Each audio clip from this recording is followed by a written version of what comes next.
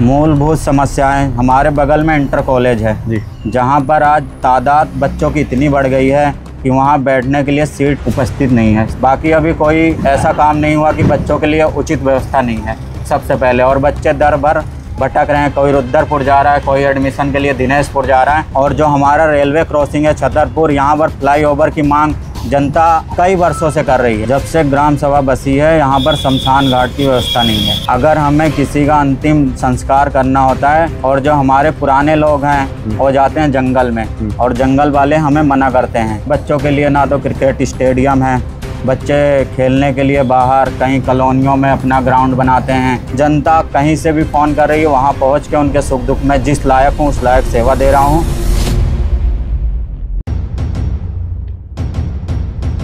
नमस्कार साथियों, मैं अनिल रावत अपने इस पेज पर आपका स्वागत करता हूं। मेरे साथ फ्रेम पर हैं शैलेंद्र प्रताप सिंह, क्षेत्र पंचायत सदस्य के तौर पर जयनगर ग्राम सभा से, जयनगर क्षेत्र पंचायत सदस्य थे।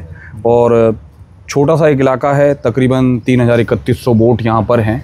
और अगर हम मानते हैं 80% पोलिंग होती है तो 2400 के करीब पोलिंग यहाँ हो जाती है। 3 प्रत्याशी आप यहाँ पर मैदान पर हैं और जातिगत समीकरण भी कुछ यहाँ पर रहने वाले हैं। ठीक है जी, तो पहले तो आपका स्वागत है, क्योंकि अब कीमती समय आपका, एक एक सेकंड कीमती है। कल आपको यहाँ से चुनाव निशान मिल जाएंगे और उसके ठीक 10 दिन बाद पोलिंग होनी है जी। पोलिंग से 2 दिन पहले भी आपकी कैंपेनिंग बंद हो जाएगी। तो यूँ कुल मिला के ये कहें कि कल से आपके पास 8 दिन बचते हैं जी। तो क्या तैयारियां हैं शैलेंद्र प्रताप की अपनी क्षेत्र पंचायत सदस्य को लेकर, और कितने आप कॉन्फिडेंस है इस बात को लेकर कि जनता आप पर भरोसा करेगी? सबसे पहले बेबाक चर्चा के पत्रकार बड़े भाई अनिल रावत जी का पुराना साथ है और हमारे सुख दुख में हमेशा अनिल रावत जी शामिल हुए हैं और हमारे बीच आज पहुँचे हैं जयनगर में। इनका हाथ जोड़ के तहे दिल से हार्दिक अभिनंदन और स्वागत करता हूं। और जैसा कि आपने कहा क्या तैयारी है, कितनी कॉन्फिडेंस है लोगों में इस बार, हर बार की तरह इस बार जितनी उत्साह है लोगों में मतदान के लिए ग्रामीण क्षेत्र में, इस बार ज़्यादा ही देखी जा रही है। ज़्यादा तादाद में लोग उत्सुक हैं, ज़्यादा से ज़्यादा लोगों ने बढ़ चढ़ के हिस्सा लिया है। इस हिसाब से मतदान पोलिंग परसेंट 90% तक जा सकता है, 90 से 95। और क्या कहते हैं, हमारी तैयारी एकदम ज़मीनी स्तर से लेके, और आज से नहीं, हम कई सालों से समाज के प्रति। आपने अभी बोला है कि आपकी तीसरी पीढ़ी है जी। हमारी इस इलाके में हमारे दादाजी सबसे पहले आए, फिर मेरे फादर का जन्म यहीं का है, फिर मेरा भी जन्म यहीं का, तो मतलब तीसरी हमारी पीढ़ी चल रही है। ठीक है, बहुत युवा प्रत्याशी के तौर पर मैं आपको देखता हूं शैलेंद्र भाई। लेकिन मैं एक चीज़ पूछना चाहता हूं कि ये मेरा हर किसी से सवाल है कि पहली बार मैं ऐसे देख रहा हूं कि बीडीसी के चुनाव को लेकर लोग इतने ज़्यादा उत्सुक हैं, इतनी ज़्यादा मतलब एनर्जी दिख रही है, जबकि इससे पहले बीडीसी जो चुनाव जो है आराम से मैनेज होने वाले चुनाव होते थे कि प्रधानों से कॉन्टेक्ट में होते। ऐसा क्या हुआ है और प्रधान का उम्मीदवार क्यों नहीं अपने आप को समझा? प्रधान का उम्मीदवार हमारे यहाँ समीकरण कुछ ऐसा बना कि यहाँ महिला सीट आरक्षित हो गई, इसलिए आपके भाई ने, छोटे भाई ने, महिला प्रत्याशी होने के शायद मैरिज नहीं हुई है तो इसलिए हमने इस बार दावेदारी नहीं की। बाकी भविष्य में हम आगे भी प्रधान का कर्मठ, जुझारू, ईमानदार युवा प्रत्याशी में अभी एक कुंवारा शब्द भी जुड़ा जी बिल्कुल अभी मैं वो नहीं। तो ठीक है, कितना आपको कॉन्फिडेंस ऐसा लगता है कि अब जो आपकी छोटी सी एक 3025 को टोटल पोलिंग है, इस पोलिंग पे से मैं कहता हूँ 1000 का समीकरण कैसे सेट बैठ रहा है? हम शुरू से, हमने इस पोलिंग के बाद से ही क्षेत्र में सामाजिक काम में हर चीज़ में बढ़ चढ़ के हिस्सेदारी ली है। और इस जयनगर क्या पूरे लगभग विधानसभा के गांव में ऐसा, मतलब हर गांव में 2-4 लोग आपके छोटे भाई को आपके आशीर्वाद से जानते ही होंगे, इसलिए पूरा कॉन्फिडेंस है कि हमें सब लोग हमें चाहते हैं। सारी ग्रामीण जनता जहां भी जा रहे हैं पूरा समर्थन मिल रहा है। हमारे पुराने जयनगर नंबर 1 से लेकर 5 तक गांव हैं और बाकी कॉलोनियाँ भी कटी हैं, तो लगभग सभी हमसे परिचित हैं। सभी के सुख दुख में हम लोग शामिल होते रहते हैं, तो हमारा मतलब पुराना ही काम यही है, सामाजिक काम ही है। तो अच्छा, मूलभूत समस्याएं यहाँ पर की क्या हैं जिनको लेकर शैलेंद्र प्रताप इस समय मैदान पर हैं? मूलभूत समस्याएं, हमारे बगल में इंटर कॉलेज है जी, जहाँ पर आज तादाद बच्चों की इतनी बढ़ गई है कि वहाँ बैठने के लिए सीट उपस्थित नहीं है, सीट की कमी हो जा रही है।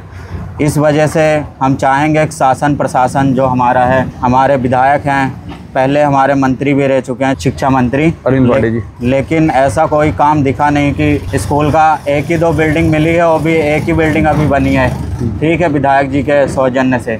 बाकी अभी कोई ऐसा काम नहीं हुआ कि बच्चों के लिए उचित व्यवस्था नहीं है सबसे पहले, और बच्चे दर भर भटक रहे हैं, कोई रुद्रपुर जा रहा है, कोई एडमिशन के लिए दिनेशपुर जा रहा है, जबकि हमारे बगल में ही इतना बड़ा इंटर कॉलेज है और 4 से 5 एकड़ इसकी जगह है। लेकिन अभी हमारे जो विभागीय अधिकारी हैं, पता नहीं क्यों ऐसा है कि इस स्कूल में मतलब काम बहुत धीरे हो रहा है, जो बिल्डिंगों का काम क्या हो रहा है। शैलेंद्र प्रताप की मतलब प्राथमिकता रहेगी उस स्कूल के लिए लड़ाई लड़ना? जी जी बिल्कुल, शासन से प्रशासन से जहाँ भी लोग हमें याद करेंगे वहाँ पहुँच के हम इस मुद्दे को उठा के और यहाँ बिल्डिंग की मांग करेंगे। आपने कहा कि जैसे अरविंद पांडे जी के लिए बात कह दी है, मैं कहना चाहता हूँ कि इस जो ये वाला उनका कार्यकाल रहा है, जी इस कार्यकाल में तो मुझे बहुत असहज और असहाय भी लगे वो। जी जी जी जी, क्योंकि सरकार में उनकी खुद ही अनदेखी हो रही है और लगातार अपनी अनदेखी के लिए मैं आपकी बात काट दे रहा हूँ। मेरे पीछे फ्रेम पे साथियों आपको पीछे जो गाड़ियाँ चलती हुई दिखाई दे रही है, ये फारम मटकोटा से दिनेशपुर को जोड़ने वाला वही मार्ग है जिस पर लगातार हादसे होते रहते हैं और इसकी लगातार जितनी भी बस्तियाँ इस सड़क पर से चलती हैं, इसके इर्द गिर्द रहती हैं, वो हमेशा इसकी आवाज़ उठाती हैं। आप जितने भी सड़क पर से जो लोग चुनाव लड़ रहे होंगे, चाहे वो शैलेंद्र प्रताप सिंह, अभी मेरी कुछ और लोगों से भी मुलाकात हुई, इन सब लोगों ने इस सड़क के लिए आंदोलन कर दिया है। 55 करोड़ रुपए की लमसम एक धनराशि इसके लिए पिछले लंबे समय से एक मंजूर हुई है, उसके बावजूद इस सड़क की स्थिति नहीं बन पाई। सड़क आज भी जर्जर स्थिति पे है। अभी हम जब इस सड़क को आपको दिखा देंगे इसके बाद की सड़क की स्थिति कितनी है। तो अरविंद पांडे जी जो अपने विधायक रहते हुए अपनी सरकार में सड़क का एक मतलब मंजूर होने के बावजूद सड़क नहीं बन पाई, तो इससे बुरी और स्थिति क्या कह सकते हैं? जी, बहुत ही बुरी और बहुत ही निंदनीय कह सकते हैं। विधायक जी न जाने कितनी जवान मौतें, कितने जवान और कितने बुजुर्ग, कितनी माताएं, कितनी बहनें। और जो हमारा रेलवे क्रॉसिंग है छतरपुर, यहाँ पर फ्लाईओवर की मांग जनता कई वर्षों से कर रही है, लेकिन आज तक इस क्षेत्र के विधायक, इस क्षेत्र में मंत्री रहे विधायक अरविंद पांडे जो आज हैं, कभी इस चीज़ की सुध नहीं ली, कभी अपने स्तर पर मुख्यमंत्री से कभी बात नहीं की। जबकि यहाँ पर लंबी जाम लग जाता है फाटक पर, बहुत बड़ी समस्या है वो। बहुत लोग अपनी जान गंवा देते हैं, बहुत लोग अपनी ड्यूटी से लेट हो जाते हैं, जिनकी ड्यूटी ही नहीं लगती और घर वापस आते हैं। यह जिला मार्ग है, जिले को जोड़ती है। इस सड़कों से लाखों लोग आवागमन करते हैं, हजारों लोग सुबह ड्यूटी। मुझे लगता है कि अगर वो फ्लाईओवर बन जाता और ये सड़क बन जाती तो डेवलपमेंट के मामले में मानता हूँ ये एकदम जैसी जो ग्रोथ हो जाएगी ये शहरी में आ जाएगा। अगर जैसे ही फ्लाईओवर बनता है, इधर आबादी तेज़ी से बढ़ेगी और लोग इधर रहना पसंद करेंगे, क्योंकि यहाँ माहौल बहुत अच्छा है। पिछले कुछ समय से यहाँ की डेमोग्राफिक चेंज मैं कह दूँ कि आबादी तो वाकई में बहुत हो गई, कॉलोनियों का काम बहुत हो गया, बाहर से लोग बहुत आ गए हैं, वोट बैंक भी इधर का बहुत ज़्यादा बढ़ गया। इसके अलावा और क्या शैलेंद्र सिंह सोचते हैं? स्कूल के अलावा अब ये सड़क वड़क ये तो बड़े स्तर की राजनीति हमारे इस ग्राम सभा में, जब से ग्राम सभा बसी है, यहाँ पर शमशान घाट की व्यवस्था नहीं है। अगर हमें किसी का अंतिम संस्कार करना होता है, जो पर्वतीय समाज के लोग हैं वो रानी बाग को जाते हैं हल्द्वानी, और जो हमारे पुराने लोग हैं वो जाते हैं जंगल में, और जंगल वाले हमें मना करते हैं।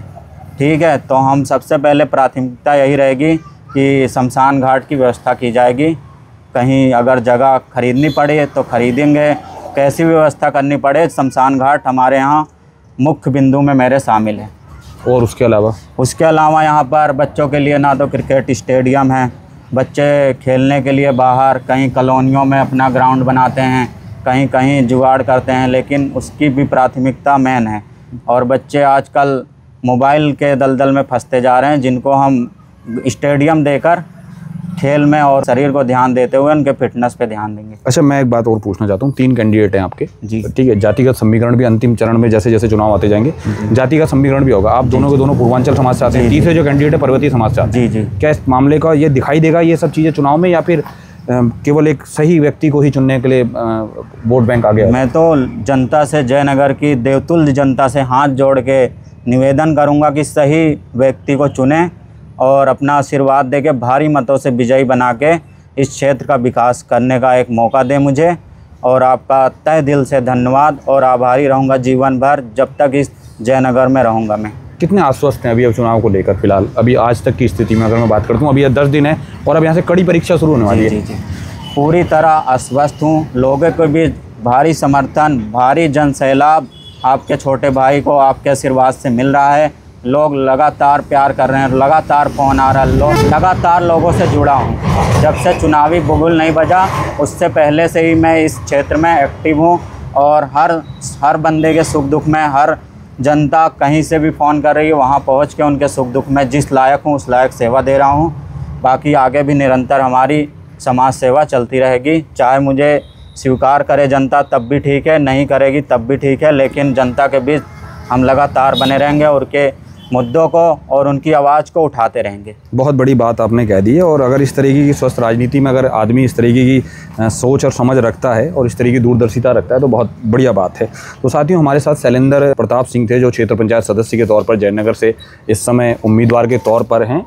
और उन्होंने अपनी यहाँ की मूलभूत समस्याएं बताई, जैसे स्कूल पर बच्चों की संख्या अधिक होना और वहाँ उनके लिए सुविधा ना होना। शमशान घाट एक बहुत बड़ी जर्जर समस्या है, क्योंकि वाकई में ये एक बहुत बड़ी समस्या है, क्योंकि जब किसी व्यक्ति का देहांत हो जाता है उसके बाद जो उस परिवार के साथ उस समय जो स्थितियाँ होती है और तब चीज़ें ना हो पाना है बहुत बड़ी एक वो है। खेल को लेकर आपने ये बात कह दी है, ये बहुत बढ़िया बात है। तो अब देखना है कि जयनगर की जनता आप पर कितना भरोसा जताती है और आगे आने वाले चुनाव के परिणाम किस तरीके से होते हैं। कल आपको चुनाव चिन्ह मिलने वाला है शैलेंद्र भाई। मैं चाहूँगा चुनाव चिन्ह के बाद एक दिन हम फिर आपके आए और धरातल पर आपको देखें। तो साथियों, ये मेरे आज के लिए इतना ही काफ़ी। मेरे साथ थे शैलेंद्र प्रताप सिंह जी, और अब देखना है कि जनता उन पर कितना भरोसा जताती है और चुनाव के परिणाम किस तरीके से आते हैं। तो धन्यवाद, बने रहिएगा हमारे साथ ऐसी चर्चाओं के लिए। मैं अनिल रावत अपने साथी उज्जवल के साथ।